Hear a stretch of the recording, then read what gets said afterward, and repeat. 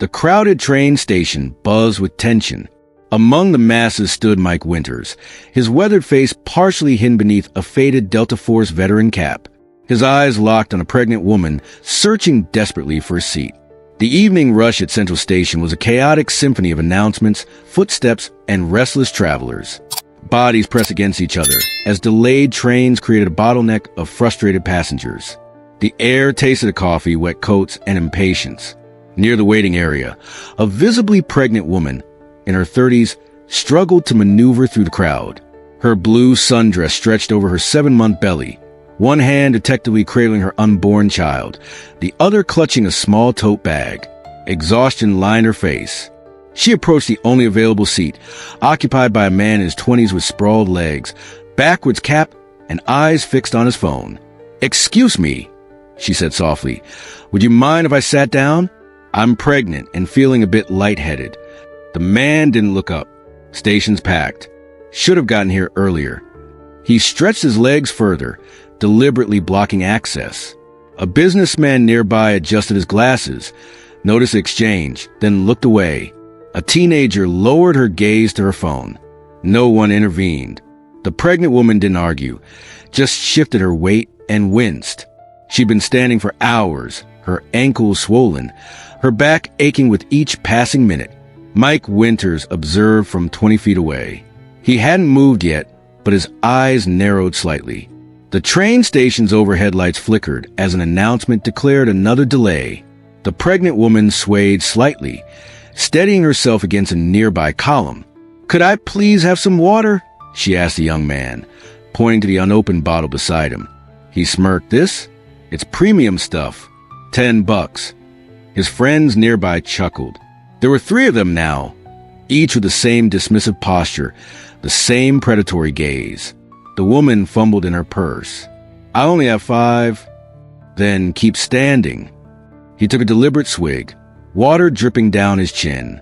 The pregnant woman stepped back, bumping into the first man's outstretched foot. Her tote bag slipped, spilling its contents across the dirty floor. Prenatal vitamins, an ultrasound photo, a small stuffed animal. "Watch it," he barked, exaggerating the impact. His foot then deliberately nudged the ultrasound picture into a puddle of spilled coffee. People turned briefly, then away again. The silent contract of public spaces. See nothing, do nothing. The woman knelt awkwardly, struggling to gather her belongings while maintaining her balance.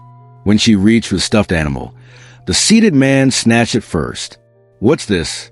"A little bear for your little mistake." He tossed it to his friend. The pregnant woman's voice trembled. "Please give that back." "Or what?" The second man dangled it overhead. "Jump for it, mommy." Her eyes welled with tears as she reached for it, protective hand never leaving her belly. From across the waiting area, Mike Winters stood up. His movement was unhurried, deliberate. Mike crossed the waiting area with measured steps. Nothing rushed, nothing wasted. People instinctively move aside, not from his size, but from something in his presence, a quiet gravity that demanded space. He stopped 3 feet from the group. The overhead announcement system crackled, but in the immediate vicinity, a pocket of silence formed. "The lady needs to sit down," Mike said. His voice wasn't loud, but it carried the weight of command. Years of giving orders that saved lives had stripped away any need for volume. The seated man looked up, annoyed at the interruption. "And who the hell are you? Her grandfather?" Mike didn't respond to the taunt. He simply pointed to the woman's belly. "She's carrying a child. You're carrying an attitude. One of these deserves a seat." The second man stepped closer, squaring his shoulders. "This ain't your business, old-timer." Mike's eyes shifted, registering the man's stance, the position of his friends, the distance to the pregnant woman. A tactical assessment completed in seconds, a habit from years in combat zones. She's asked politely, "I'm asking once." Mike's posture remained relaxed, but his eyes hardened. "Give her the seat and the bear." The third friend, tall with shaved head, moved to flank Mike. "You hear that? He's asking once." "What happens after that? Grandpa? You gonna call the station manager?" The pregnant woman stepped back, sensing the growing tension. "Please, it's not worth."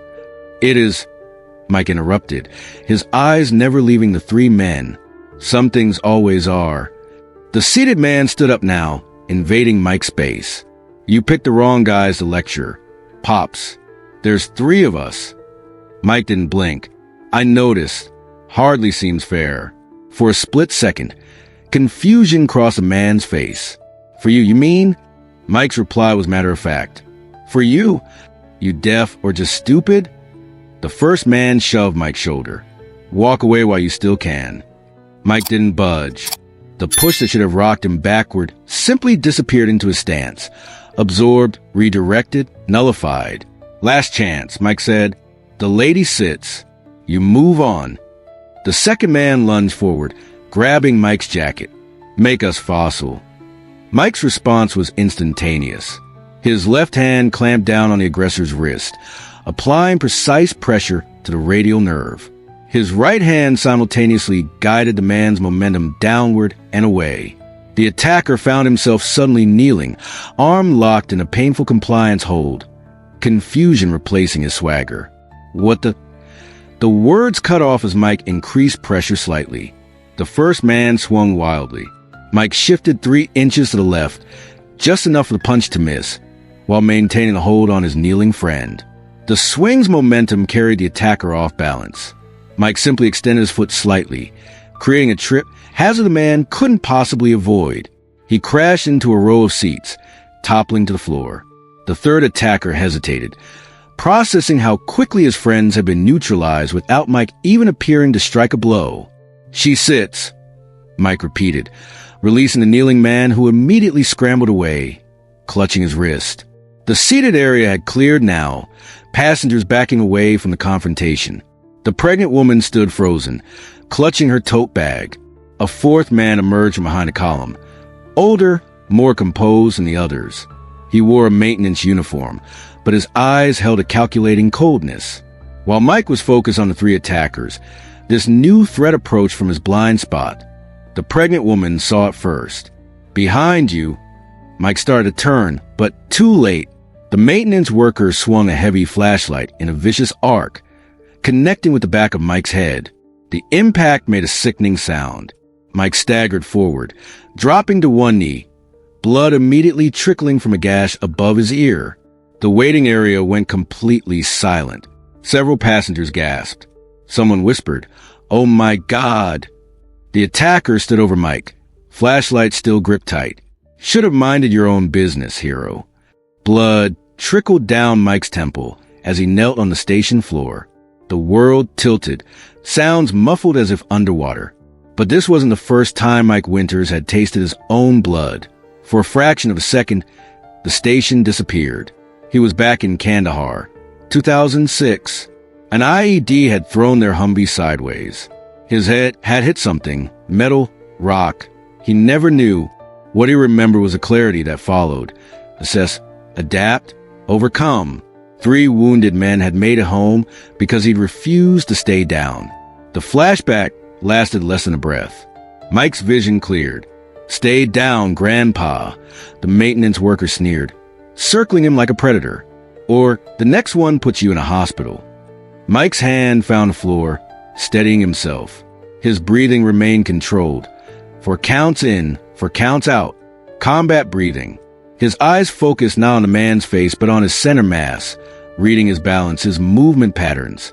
"He needs help," the pregnant woman pleaded, stepping forward despite her fear. The maintenance worker turned toward her. "You're next if you don't shut up." That was all Mike needed. The split-second shift in attention. He drove upward from his kneeling position, one fluid movement born from thousands of training hours. His shoulder connected with the attacker's diaphragm, driving the air from his lungs. The flashlight clattered to the floor as Mike secured the man's wrist, applied leverage pressure to the elbow joint, and guided him face first into the ground. The neutralization took less than 2 seconds. The other 3 attackers, having recovered their courage, now rushed Mike simultaneously. Mike stepped back, creating space. His hands rose to a neutral guard position. Not a boxer stance, but something more efficient, more lethal. The first attacker reached him, throwing a wild haymaker. Mike slipped inside the punch, delivered a precise elbow strike to the solar plexus, then used the man's forward momentum to throw him into his approaching friend. Both crashed to the floor in a tangle of limbs. The third man pulled a knife from his pocket, blade glinting under the station lights. "Don't," Mike warned. Blood still flowed from his head wound, but his eyes were clear, focused. The knife wielder hesitated, then lunged. Mike sidestepped, caught the knife arm at the wrist and elbow, and applied targeted pressure. The crack of bone was audible throughout the now silent waiting area. The knife fell as the attacker howled in pain. 4 men, 15 seconds. All neutralized without a single punch thrown. Mike stood in the center of the chaos he hadn't created but had decisively ended. His breathing remained steady. His posture, despite the bleeding head wound, remained upright. "Someone call security," he said calmly, "and get this lady a seat and some water." Security personnel arrived quickly, surveying the scene of groaning attackers and shocked onlookers. The pregnant woman now sat comfortably, sipping water provided by a teenage girl who had finally found her courage. Mike pressed a handkerchief to his head wound, speaking quietly with the lead security officer. He showed something from his wallet, not flashing it around, just establishing facts. "Yes, sir," the officer said, voice suddenly respectful. "We'll handle everything from here, Major." A middle-aged man in a business suit approached cautiously. "Excuse me," he said to Mike. "Were you with Delta Force? I noticed your cap."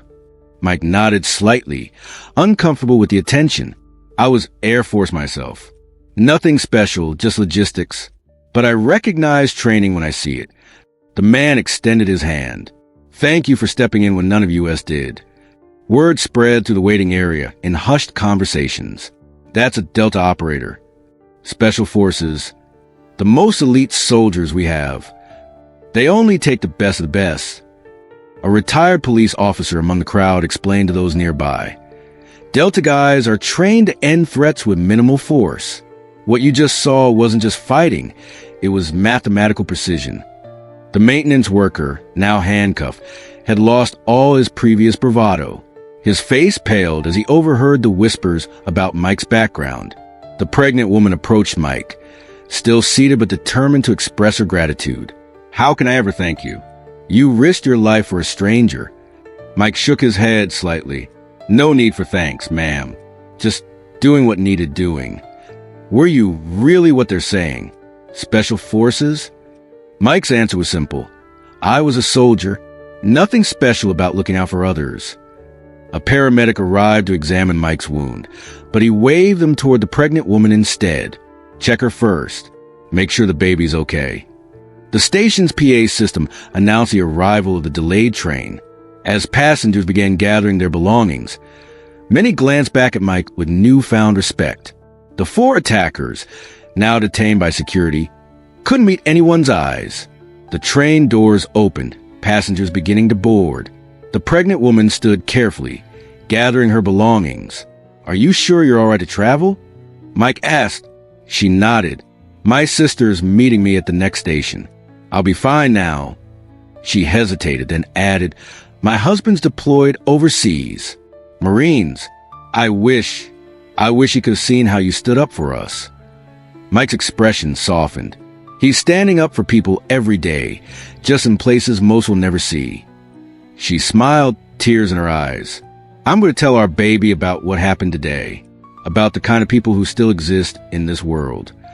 As she boarded the train, other passengers made way, several offering their seats immediately. The change was palpable. A carriage full of people who had witnessed both the worst and best of humanity in the span of 20 minutes. Mike declined medical attention beyond a bandage for his head wound. He didn't seek recognition or thanks. As the final boarding call sounded, he simply picked up his small duffel bag and headed toward his platform. A young boy tugged his father's sleeve. "Dad, is that what a hero looks like?" The father watched Mike's retreating figure. Not imposing, not wearing a cape or uniform, just a man who chose to act when others wouldn't. "Yes," he answered. "That's exactly what a hero looks like." In the days that followed, cell phone videos of the incident circulated online. not for the violence, which was minimal and efficient, but for what it represented: the quiet courage of those who serve, the training that never leaves them, and the values that guide them long after uniform is put away. For many witnesses that day, the incident changed how they saw the world and their own responsibility within it. Sometimes the most important battles aren't fought on distant battlefields, but in everyday moments when someone simply refuses to look away. Have you ever witnessed a veteran step up when others step back? These quiet guardians walk among us daily, carrying values forged in service. Their stories deserve to be told. Share your thoughts in the comments below. And if the story reminded you of someone who served, let them know they're appreciated. Subscribe for more stories that honor everyday heroes.